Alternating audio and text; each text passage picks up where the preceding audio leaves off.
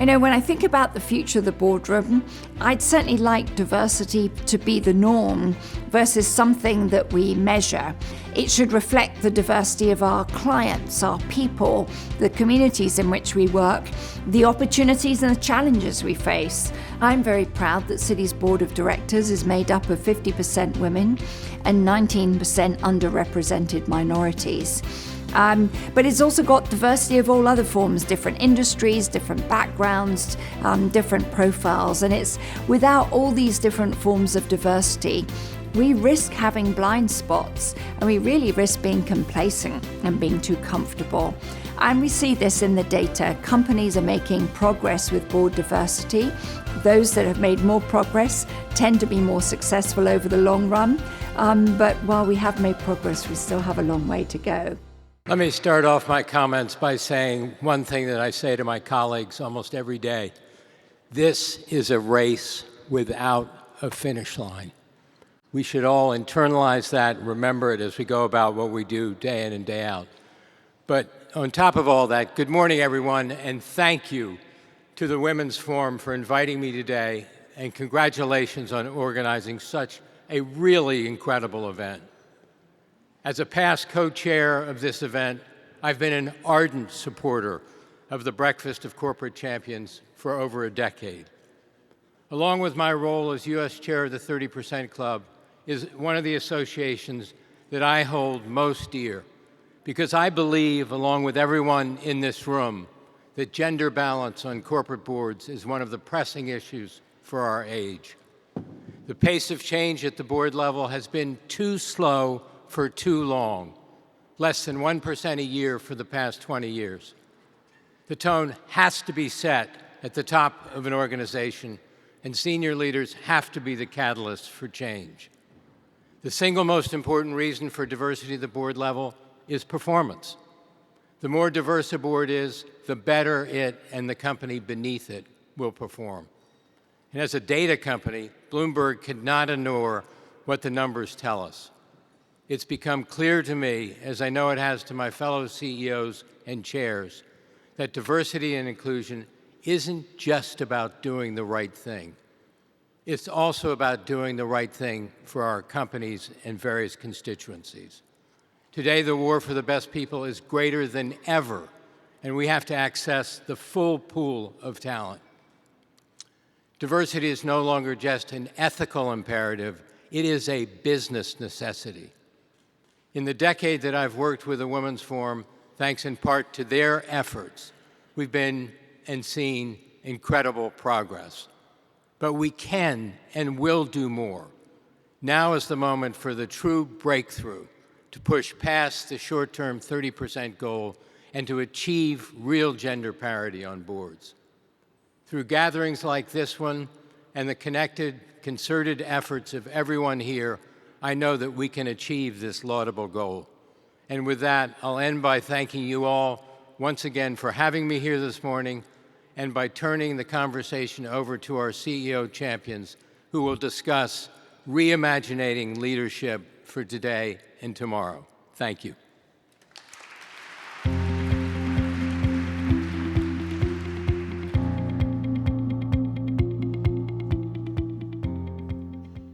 For our final panel, please welcome Brian Moynihan, Chair and CEO of Bank of America; Kristen Peck, CEO of Zoetis; Dan Springer, CEO of DocuSign; Kathy Warden, Chair, CEO, and President of Northrop Grumman. And rejoining us on stage is Ken Frazier, Executive Chairman of the Board of Merck & Co., as well as this year's Honorary Co-Chair and Muriel F. Siebert Leadership Award winner. And to moderate the discussion, joining us from CNBC's Closing Bell, Wilfred Frost.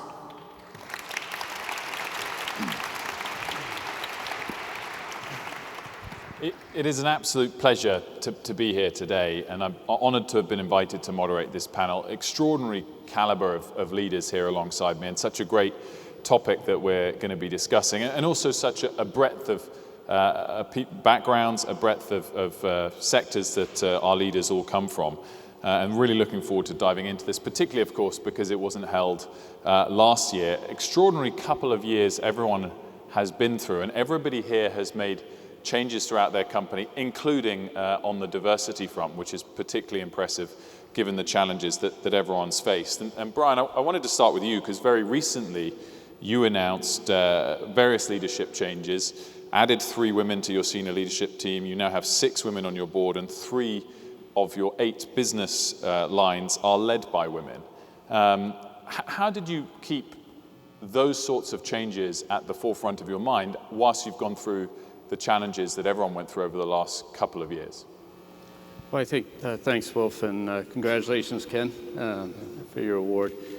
You know, I think it's a process. This also has to be a business process. So our talent planning process, which goes on every 6 months deep in the organization, continued irrespective of the pandemic, and it was virtual, and we did it in each of my direct reports and their teams. And so through that, over the course of years, you're always watching colleagues. We have 7 levels in our company, and we go 4 levels deep in this through 20,000 managers. So it's fairly intrusive in terms of who it is, and you're always watching those colleagues move forward. But I think when you think about the board, you know, we started I became CEO in January 1st, 2010, and we were able to rebuild the board, and we were able to focus by just saying we will get to where we are now, women. We still got work to do.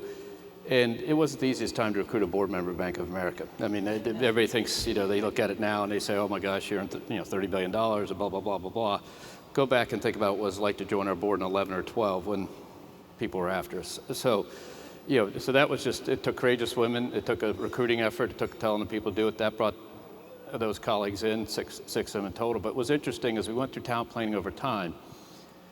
The debate about a woman in an operating role versus a woman in the chief administrative officer, Andrea Smith, who's retiring, had 5,000 people working for her. Sherry Bronstein, who's our HR exec, has 3,000 people working for her. Our auditor, Christine Katz, has 1,000 people working for her. Kathy Bassan had 80,000 people working for her. But there's still this debate, and the board was fairly clear that, you know, look, all those Ann Finucane, our vice chairman, you know, has a hell of an impact in the world out there. As you think about all that, the board was very clear that, look, the operating lines are what the people are going to look at.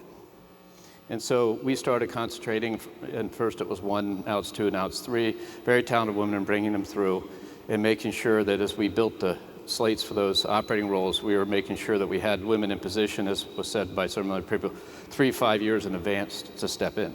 Not, you couldn't just reach down and grab in a company our size. That wouldn't be credible. And so, but it was the board, and it probably was, when we went from 2 to 6 women, that there was a little more collective energy in a room about these questions. I you know, having gone through it for years, I could say it's true.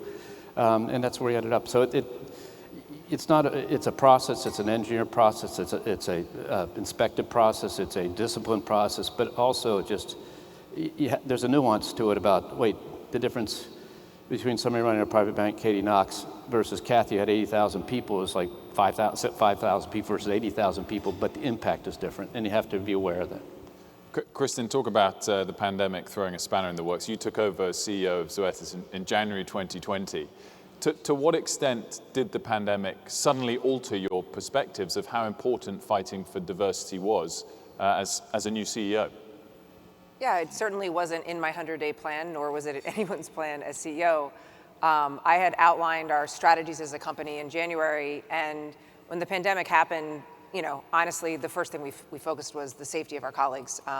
We are an essential business. For those who don't know us, Zoetis is an animal health company. We make medicines, vaccines, diagnostics, devices for animals. We make the COVID vaccine you're seeing so much in zoos.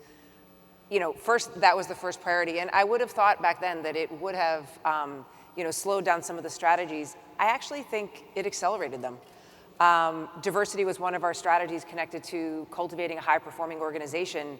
And we had sustainability and looking at diversity there.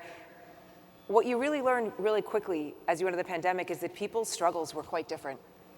And understanding how to ensure that all our colleagues could stay engaged, bring their full selves to work, meant understanding the issues that colleagues were facing in a different way. And let's be honest, women were facing very different challenges. In households where, you know, it was a working mother, and she held 80 to 100% of the household chores and childcare, 1 in 2 of those women dropped out or reduced their hours. And that wasn't something we could afford as an essential business. So I think actually the focus on diversity and the focus on inclusion probably became more important than it was before to ensure we could have an engaged workforce where colleagues could bring their full selves to work, and that managers really were listening to understand the struggles colleagues had, and that we could come out with new benefit programs and find ways to ensure that we could keep all colleagues at work and engaged. So I think actually it probably wasn't how I thought it was going to play out in the beginning, but it accelerated many of our strategies, digital and data, and enabling that flexibility, et cetera. But it wasn't probably how I would have thought it would have played out in the beginning. Related to that, Dan, I mean, work from home clearly has been a massive change from the pandemic, something you know more about than most of us. Do you think the trend of work from home and digital adoption makes diversity harder to ensure it develops, or provides a greater opportunity to make sure it develops? Well, there's probably factors in both dimensions, but I think there's more flexibility, and I sort of guess that the increased flexibility we see from different work environments will probably create greater opportunity for diversity, and diversity in so many different dimensions than just sort of underrepresented minorities and genders. We're talking a lot today. So I'd be bullish that digital transformation will be a positive. Kathy, in terms of the challenges of the last couple of years, has it, for your company, your board, your mindset internally, altered the pace and priority list where diversity comes at all, or not? It's only strengthened our commitment to diversity. We have over half of the women the leaders on my team are women. And what I found is that as you're dealing with a crisis, it is important to have those voices around the table that think and speak through different lenses. And so we have found that it has helped our organization to be able to move at speed, as several other speakers have spoken about, but also to really think about the future of our company in ways that we wouldn't have had we not had that diversity around the table, complemented by a bit of a crisis to spur us along. Ken, congratulations again on the award. And it's an award that's not just given because of numbers, but also because of culture. And in the very midst of the pandemic, you embodied that once again. Your company and your board embodied it once again, confirming 3 new directors, all women, 2 diverse. 1 was a first-time director, and the other 2 were professional board directors. It's taken now the total 6 women of 11 independent board members, 13 board members in total.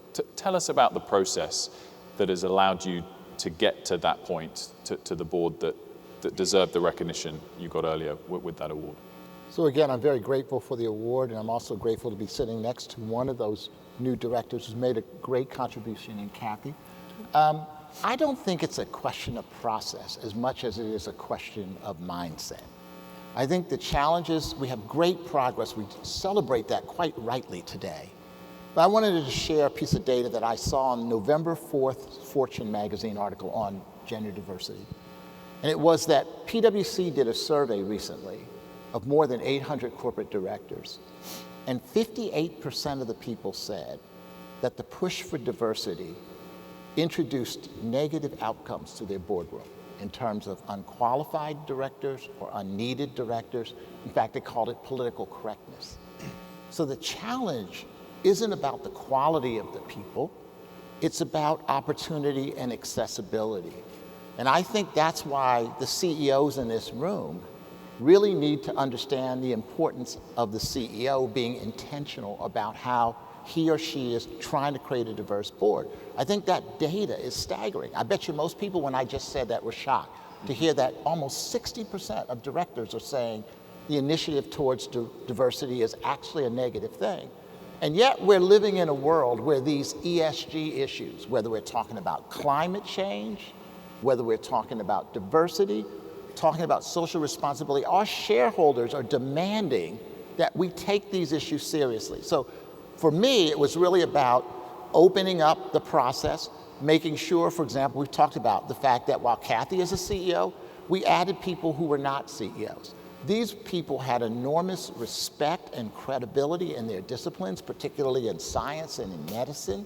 The fact that they were not CEOs or hadn't been on a board didn't mean that they couldn't serve the roles we wanted them. So we wanted to open the aperture and just actually acknowledge that there's a huge amount of talent out there that doesn't fall into the category of the usual suspects or come through the usual networks. Tell us, Ken, why those 58% of people are wrong. You must have many examples. So I think, first of all, before I get to why they're wrong, let me explain why I think they are the way they are. I mean, there's a lot of neuroscience on this thing that's called status quo bias that says when we're forced to make a decision, we most likely fall back on the status quo or experiential reference points, as the psychiatrists say. You know, and the fact of the matter is, that's what many people believe. And so if you don't interrupt, if you will, the social networks that exist. Often, you know, LinkedIn did a great survey. It showed that when people promote people into senior management or boards, they often assemble people who have on their face the right qualifications, but the choice is very often based on networks. It's based on fit. As long as those are the factors driving it, then you're going to have a problem. So I really do, I don't mean to be a downer here today, but I don't think we could ignore that survey. I think that survey shows that we have a lot of work to do, and frankly, if CEOs are not willing to challenge the status quo, they're not willing to lose some temporary credibility in the eyes of their directors, then there's never going to be any change. Kathy, I mean, you are one of the rarefied group of female CEOs in top S&P 500 companies. Have you had personal experiences that you're then able to bring to the boards that you join, like Ken's boards, to make sure that those companies then don't put the same barriers up that perhaps you've faced? Well, I hope to, in every encounter I have, be able to add a voice to the table about the importance of diversity. And it's not just gender diversity, it's broad-based diversity. I appreciate that so much about the Merck board and the tone that Ken has set. And it's taught me a lot about the tone that I want to set within Northrop Grumman and any other board that I participate on.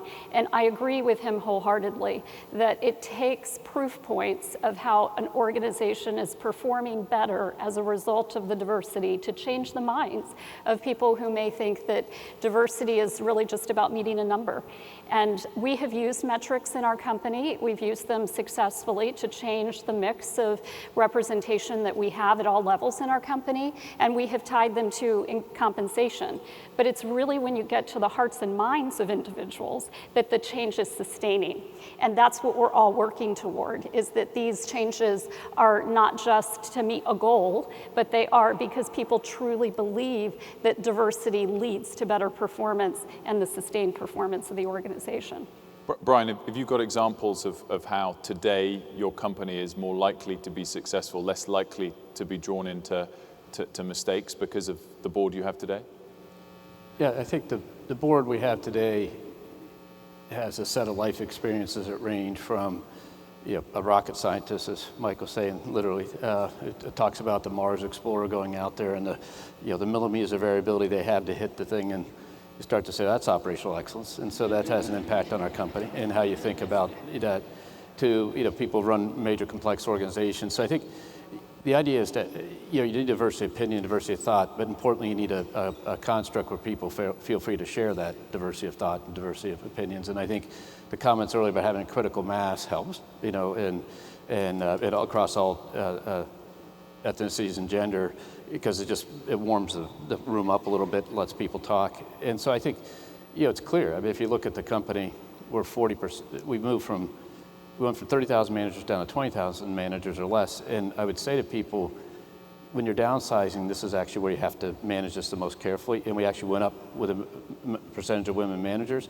And, you know, the company just went through a 30% downdraft in GDP in a quarter and had to reposition 100,000 teammates, had to have, you know, thousands of branches open. The Fed ran out of coins, so we make change as a bank, as the old saying goes, and we didn't have any coins, and we had to deal with that. We had to get the people off the line, and, you know, we made better decisions because of the diversity of thought. You know,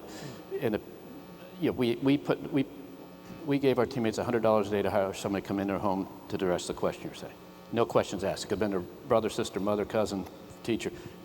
4.5 million days were used. So our teammates could serve their clients while they took care of their kids, because that pull in the household was real, and the mental stress off that pull was very real. And so I think those decisions were enabled by people who just represented age diversity, gender diversity, racial diversity, said this is going to be different than it was a bunch of people who were in a more traditional situation who may have not thought through it that way. So yeah, I think it helps make, philosophically better decisions, but also at the point of attack, better decisions.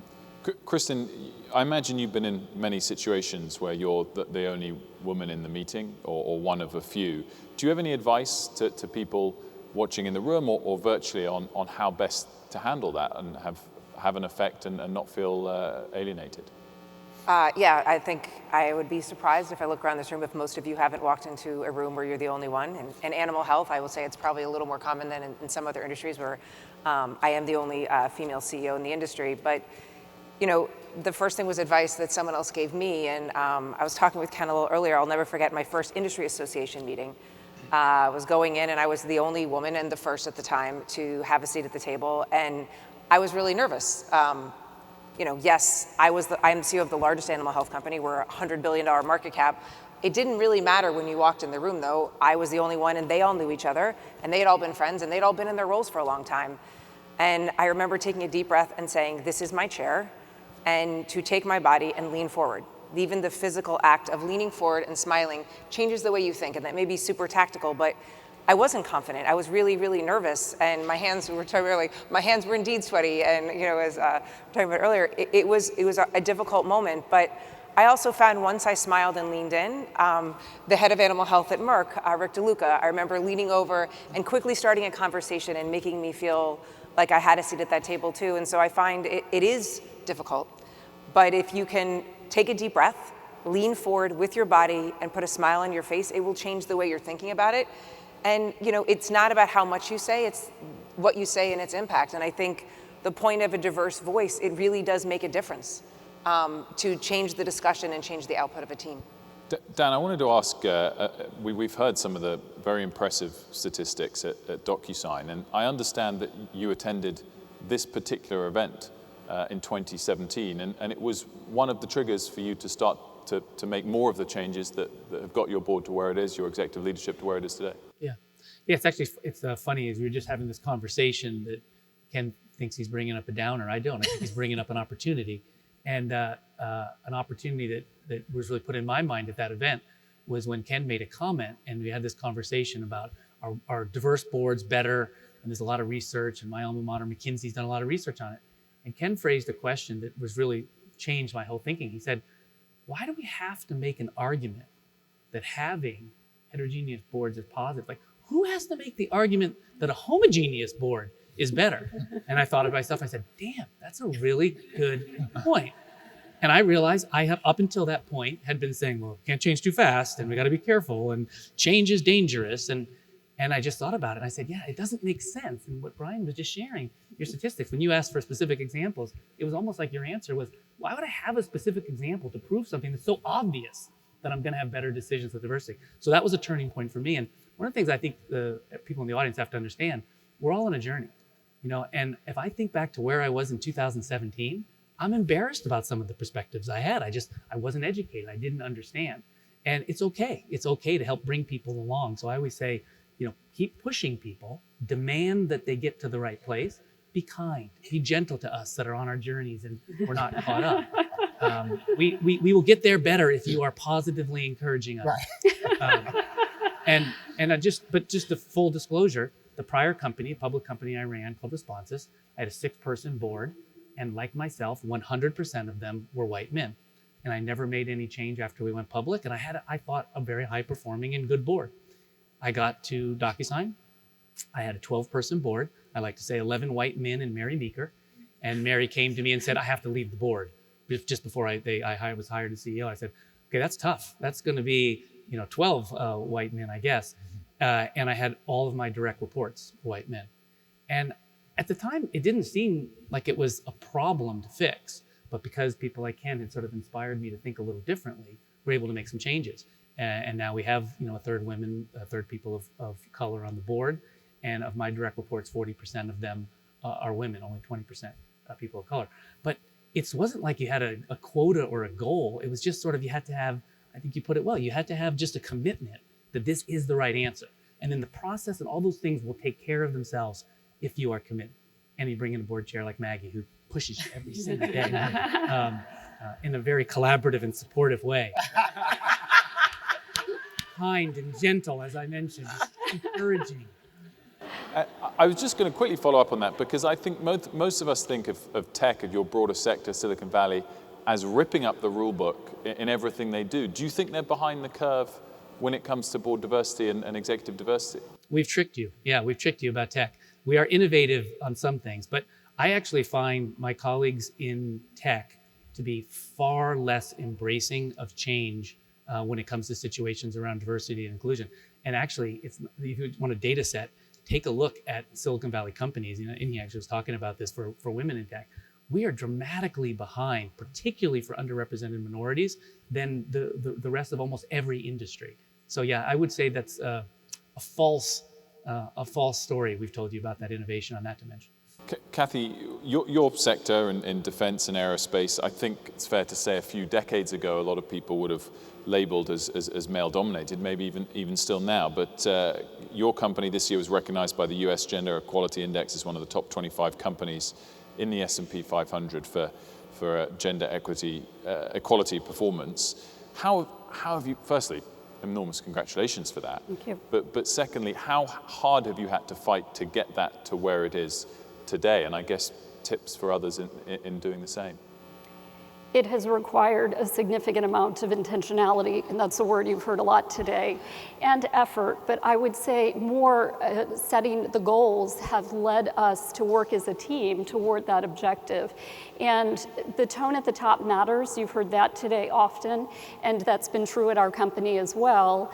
And we have seen that as we have aspired to drive more diversity, starting at the top and setting that example, and then having role models for women to see that in the company they can indeed make it to the C-suite has been really important. So we actually today have far more diversity at our senior team than we do in the entry-level ranks, and that's because we are a technology company as well.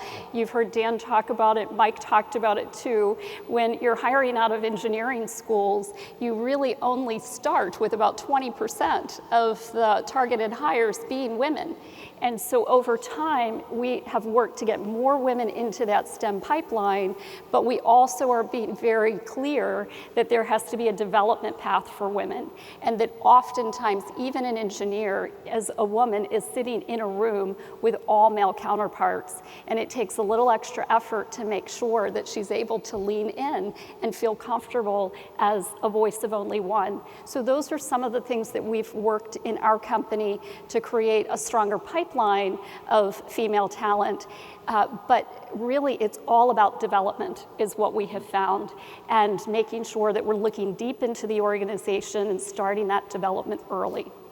Ken, I wanted to pick up on that with you as both a chair and former CEO as well, in terms of, we know there's ample supply, but is the challenge different when it comes to filling your board versus promoting from below in the executive ranks? No, I never saw a real difference. I think it's again, I think the fundamental challenge that CEOs have, populating their boards and their senior management, is twofold. First of all, you have to use social capital to bring people up who didn't go through the normal approach. You heard, I think it was Linda talked about her experience. Mary talked about her experience of people giving them opportunities. And often when you're given, I got that when I joined Merck. The CEO of Merck brought me in from a law firm, put me in senior management, and everybody says, what does he know about business? So he was willing to use that social capital. Now, the former CEO of Merck, Roy Vagelos, was the child of Greek immigrants who almost spoke no English, who ran a luncheonette across the street from Merck, who grew up to be one of the greatest scientists in the country, but he knew what it felt to be like an outsider. So his experience allowed him to include people who were presumptive outsiders. So the first thing is CEOs need to use their own social capital, because there will be people in the room who will say, no, no, no, you're actually interrupting the merit system. The second issue is this concept of merit that we have. My sense of it is that most of the companies that struggle with this are companies like Merck that believe that they're merit-based companies, and we are largely. But if the merit-based system only allows you to hire people who are formerly CEOs or people who are formerly CFOs, then you know that that is a group that doesn't include people like these people. So it has not hurt us to go outside the CEO group, has not hurt us to go out the CFO group, because actually there's huge talent. So it's about, to me, it's about opportunity. It's about increasing the amount of inclusion that you have. I don't think the barrier is talent. I think the barrier is accessibility. Brian, you made changes, as we discussed, specifically to the executive team below you recently. How much of that was influenced by the women on your board in a way that if you hadn't taken the first steps, you wouldn't have got to the second steps? If I may, I want to go back to something Ken said, because if you think about the challenge to go from where we are as a percentage to parity across all these companies, public, if Fortune 500, 100, keep working through the 1,000. One of the challenges we just have to open up the available candidates. And so Maggie mentioned and Valerie mentioned earlier, and Pat's working with it, one of the decisions that all the CEOs have to make sure they don't have in their company is inability for people to serve on boards who are a level or two down from you, because some of the people in our company that runs businesses are bigger than other companies by a lot and have the complexity of doing it. So we had to expose them. So one of the challenges, one of the things that I recognized, not only for the good of the females in their talent development in our company, but also their network, was I was sitting at a business council thing, and I watched Maggie get up and walk out, and I watched Denise get up and walk out, and I watched Beth Mooney get, and I said, all that talent's retiring. Let me try something. So I asked Maggie if she wanted to start a group, and we took 45 women, we put them in. And so that's really for the development of the company. But what's happening is all those very talented people you've seen up here today, or all on all those boards, are now seeing the quality of people who would not necessarily be the person somebody might see from the outside. So we have to open that aperture. And so CEOs, I think, have an obligation to open up and let their teammates serve. We have a complexity because we're a bank that it gets really complex to be on some boards, because you wouldn't like it because we have to quit trading your stock. But generally, you can get by it if you just work at it. So we have, people served. Ann's on CVS and Kathy's on Zurich, and but you have to open that aperture. In terms of the decision, I think the more diverse you are, it helps. But go back and think about that inclusion point. We've been measuring inclusion in our company statistically for about 20 years now, and when you do the talent planning, there's a little box that talks how many people they have, how many layers they have, how many direct reports they have, their associate survey scores and their D&I scores. And it goes across 3 years. And if you're not constantly going up or above your average, you actually get a big red box around your thing. So think of me looking at an org chart with, by definition, 100 and some people, and the red boxes draw your attention pretty quickly. And that one of the criteria is if your inclusion stats. And inclusion is as important for that decision making. So just having members of your board be diverse, unless they feel they're engaged and inclusive at the board level, at the senior team level, and then that's what helps you make the people to feel free to speak their mind without negative consequences. That is the key D&I question, frankly. And what that really means is I can participate, I can lean in and be part of the group, despite I'm 1 of 15, or I'm 2 of 15, or I'm 3 of 15. That I think is, so you have to kind of engineer that outcome and be careful and percolate it from the board down and then from the team up. And so I think it's not like a board member said do this and we made a different decision. The answer is that the culture you've built ended up in those decisions. You can't over-engineer this person by person, or else I think Ken mentioned some of the things earlier. It has to be a little bit, why wouldn't this happen? Mm-hmm. Statistically, it has to happen. If you're diverse at all your ranks, it's going to happen. And so the board helps get that that fertile field out there, set, and then yes, people get plucked out to be on the management team and stuff, but it's a result of all that work that really goes on beyond it, not just an individual advocacy. Kristen, you recently made a board appointment with someone who did not have prior board experience. Was that a challenge internally, or and has it added a great deal to the diversity of thought? It did. We did put a spec out very clearly for someone with digital and data experience, given the future of our company a lot in AI, et cetera. And we did say we had a strong preference for a diverse candidate.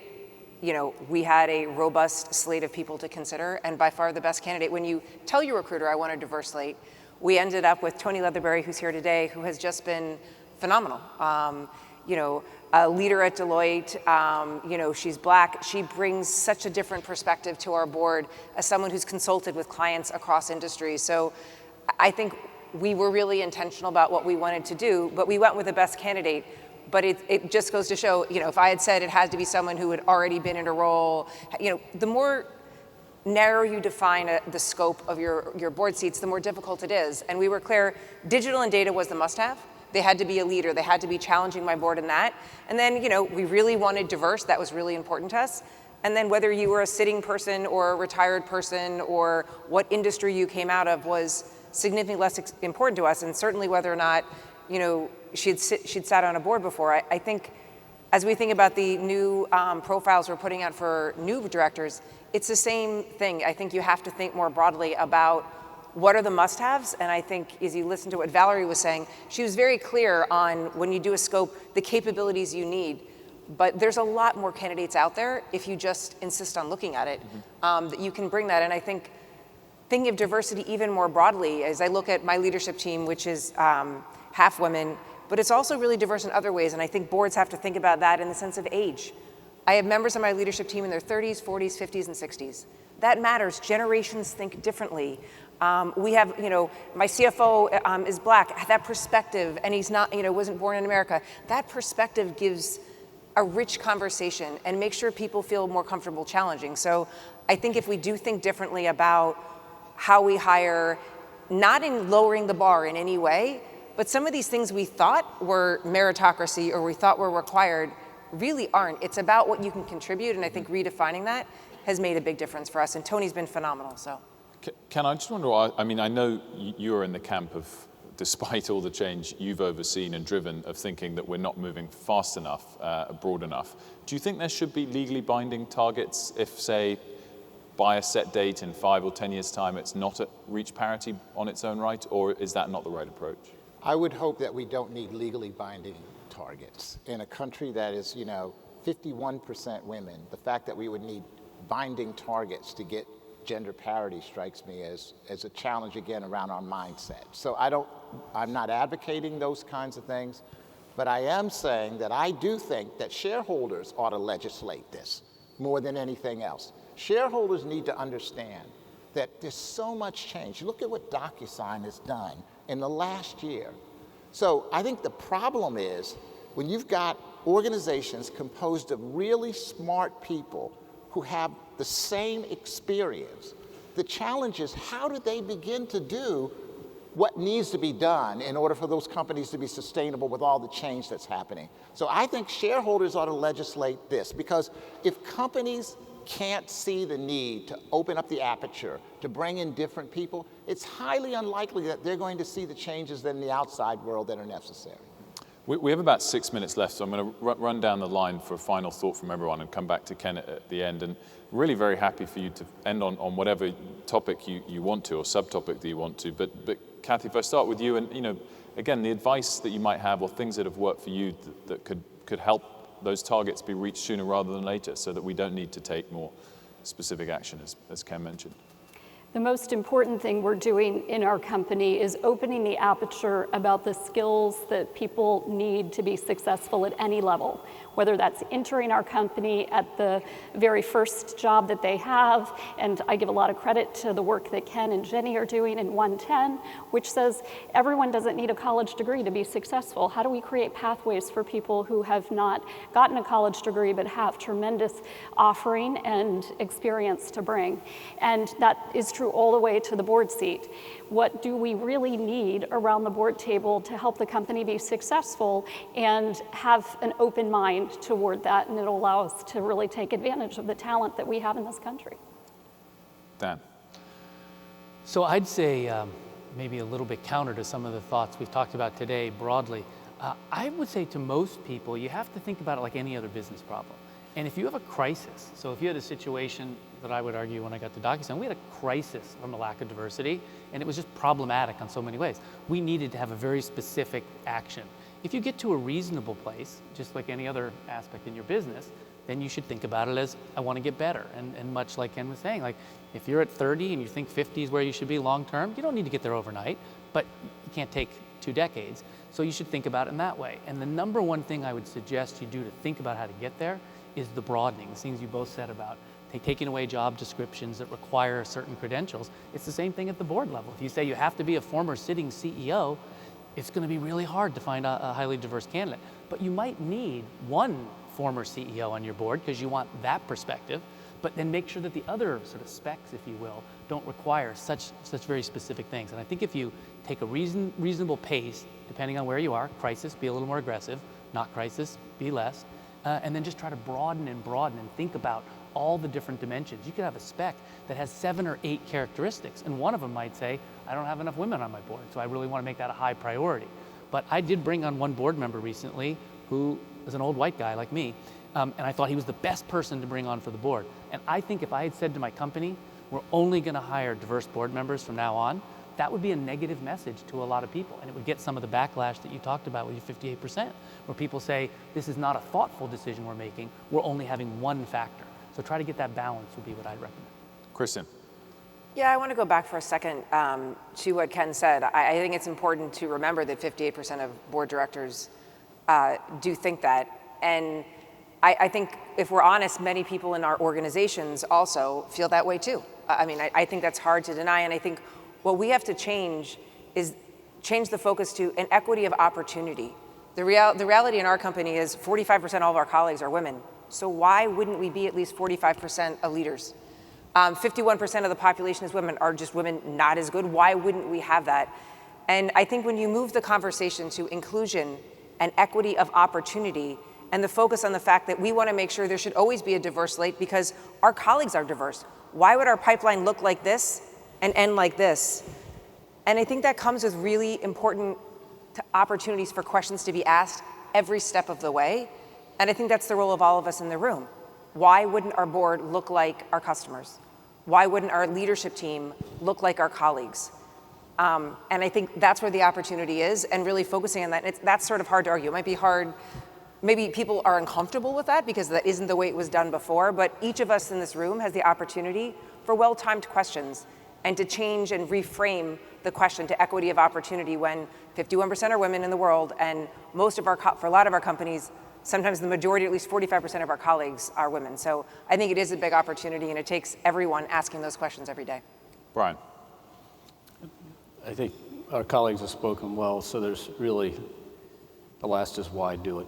It's just the right thing to do. That's it. It's just the right thing to do. And Ken, to round things off, the floor is yours in the final couple of minutes. I think everyone so looks up to you, and the award you got today is so deserved. What are the closing remarks from this morning? So I want to say that there's a duality around diversity. On the one hand, there's a huge amount of talent out there that doesn't have access. On the other hand, we really have to build the pipeline in this country. Not every person in this country has the same, for example, educational opportunity. We're talking about a STEM world that we're going into. Young children in rural America, young children in inner city America are not being given the opportunities that they need to develop the skills that we need as a country to be competitive with China and other countries. I think what I would leave people with is this idea that if our companies are going to be successful, if our country is going to be successful over the long run, we have to both open the aperture for those people who would otherwise not be there, but we also have to build a pipeline. I think if this was a panel of headhunters, they would say that they're often being asked to create a diverse slate, but they can't find a number of people. And I think it's true that there's talent, but there's also true that we really have to develop younger people in this country so that we could actually get to where we need to get and get the full capability of American talent. Before I ask everyone to join me in thanking you all, I know Janice wants to pop up and say some closing remarks, so I'm asked to say for everyone to stay seated afterwards. But this has been a real privilege for me and very, very inspiring, and I'm sure it has for everyone else here. And so I'd like to ask you all to join me in thanking our esteemed panel and the work that they all do.